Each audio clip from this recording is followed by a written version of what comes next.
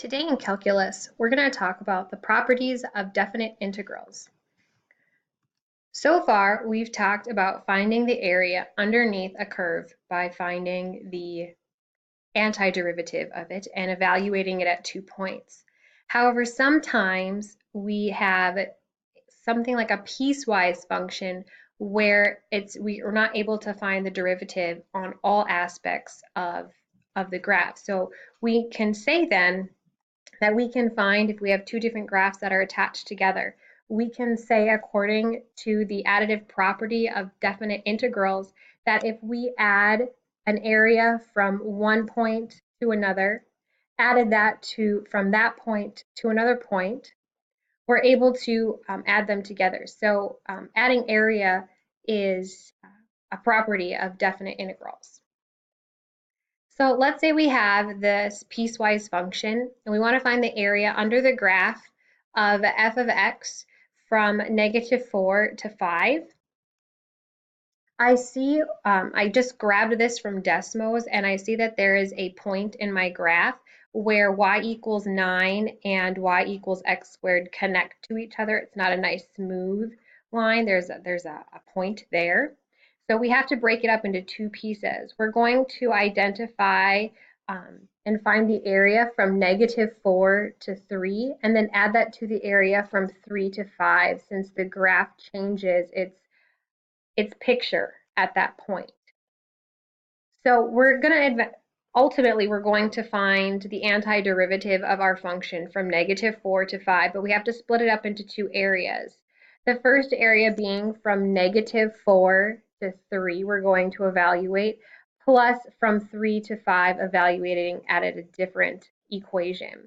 Those particular equations from -4 to 3, we see that we are using y equals 9 or f of x equals 9. Plus, then from 3 to 5, we're going to evaluate our equation at x squared. So we'll first start by finding the antiderivative of both of these, giving us 9x and 1/3 x. So now we're going to evaluate each part. We're going to evaluate 9x from -4 to 3, and then add that to the evaluation of 1/3 x cubed from 3 to 5. So starting out, I'm going to start with my 9x, evaluating from 9 times 3 minus 9 times -4, and then add that to 1/3 times 5 cubed minus 1/3 times 3 cubed. At this point, it's a matter of the order of operations and simplifying. We see that 9 times 3 gives us 27, and -9 times -4 is 36. 5 cubed is 125 thirds, and then we'll have 27 divided by 3 to give us 9.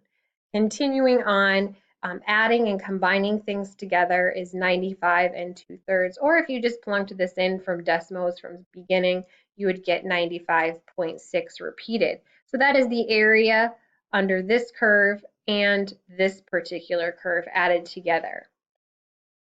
Let's evaluate the definite integral from -3 to 4 of the absolute value of x. So notice we have a point here. So we have two different things that we need to work on. We're going to change this into using the definition of the absolute value. We're going to change this into a piecewise function because a couple things happen from the left side and the right side once we hit that curve. So notice we're going to go from -3 to 0. That's where our point is, and then from 0 to 4. So our function is the absolute value of x, and that is the same thing as the piecewise function using the direct definition of the absolute value of x. When I have it -x is going to be less than 0. So notice my values are negative over here. And then I've got the positive value of x when x is greater than or equal to 0. So I'm going to use the definite integral here. We're going to evaluate from -3 to 4 of the entire function, but specifically, I'm looking at from -3 to 0 of -x, plus from 0 to 4, I'm going to use regular x, but we first need to find the antiderivatives of each one of those before we can evaluate. So the antiderivative of negative x we know is negative half x squared, plus the antiderivative of x would be half x squared. Now we're going to evaluate. So on the left, I'm going to evaluate negative half x squared at 0 and negative 3. So I'll plug 0 in, subtracting negative half times negative 3 squared, plus, now evaluate the right-hand side from 4 to 0. Half times 4 squared minus half times 0 squared. A lot of these pieces just end up canceling with the zeros here, which is super awesome.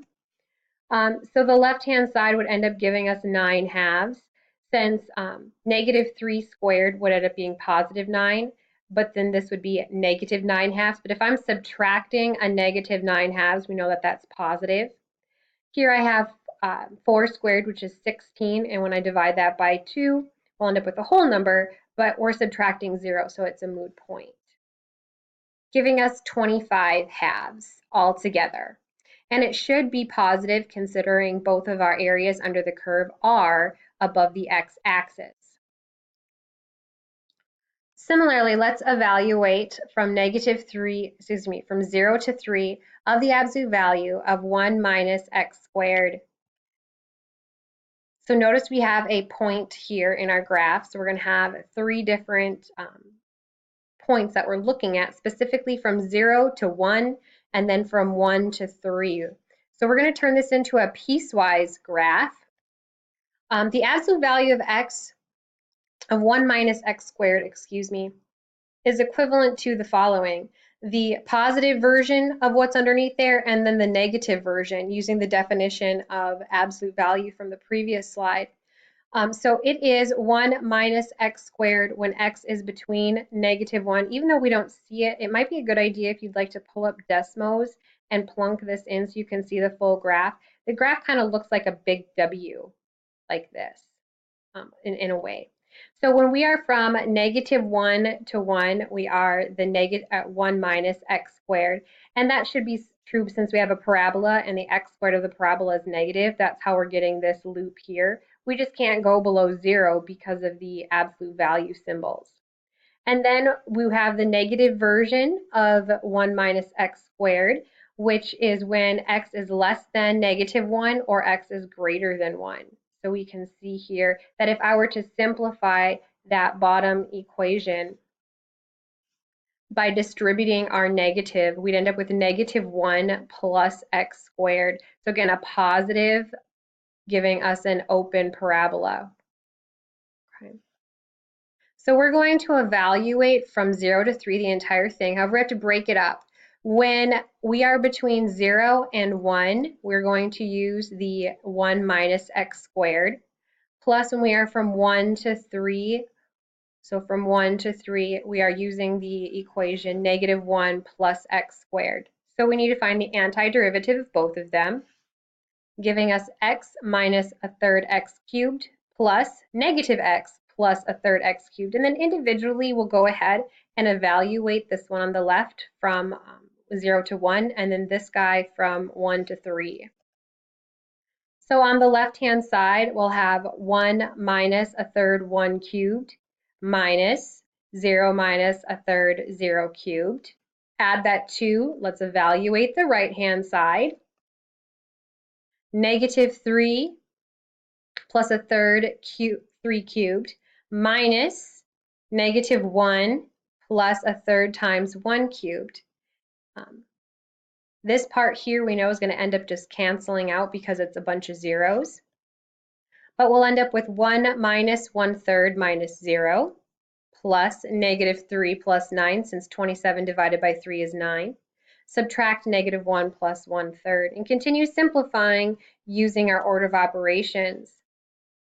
This left side, 1 minus a third is our 2/3, plus, since negative 3 plus 9 is 6, and a negative 1 plus 1/3 would be negative 2/3, but a negative times a negative turns into a positive, giving us altogether 22/3. And again, we should expect it to be positive since all of the area is above the x-axis. That brings us to our next theorem. It's called the area of a region bounded by two graphs. So let's say we have two graphs that are continuous functions. One is on top of the other or larger than the other. Then we can find the area in between these two curves if we evaluate the antiderivative of first subtracting the two equations, finding the antiderivative, and then evaluating from the 2 points that we're curious about. So notice that I'm taking my top graph minus my bottom graph. It says to find the area of the region bounded by the graphs of f of x equals 2x plus 1 and g of x equals x squared plus 1. So I'm going to first identify which graph is which. We have a nice linear line here, so this is my f of x graph. And then I have my parabola here, so this is my g of x graph. Using decimals to help us verify this is also a great tool as well. That means then f of x is on the top and g of x is on the bottom. And we're particularly interested about finding this part here where they overlap. Find this area in between. We first need to find where the graph's points of intersection are because we're not given a boundary. So we have to find that boundary. And we can see here that it is going to be 1 and 2 for our x values because I pulled them up using decimals. But how do we do that algebraically? We will set our equations equal to each other to find where they're equivalent because we know when graphs cross each other, that is when they are equivalent to one another. So I'll set 2x plus 1 equal to x squared plus 1. I'm going to bring everything to the right-hand side, so I'm going to subtract 2x and subtract 1. That leaves me with 0 equals x squared minus 2x since my 1's cancel. I can now factor. They both share a GCF of x. We set each factored piece equal to 0, and I see that when I solve the right x minus 2 equal to 0, x is equal to 2. And we see here that that is true, that that's where they're bounded by together. So we're going to evaluate our function from 0 to 2. We first need to find the area in between by subtracting our top function minus our bottom function before we actually find the antiderivative and evaluate. So I'm going to start off with 2x plus 1 minus, notice I put my entire g function in parentheses so I know to distribute. When I subtract, I end up with 2x, since there's no x values over here to subtract. My 1 minus positive 1 cancels, and then if I have 0x minus x squared, I have negative x squared. Now we can find the antiderivative of x squared minus 1/3 x cubed, and then finally we can evaluate at those 2 points. So I'm going to plug in 2, so 2 squared minus 1/3 times 2 cubed minus 0 squared minus negative 1/3 times 0. Again, all of this is just going to disappear since it's 0. So simplifying the left-hand side, 2 squared is 4. 2 cubed is 8, giving us negative 8/3. Actually subtracting gives us 4/3.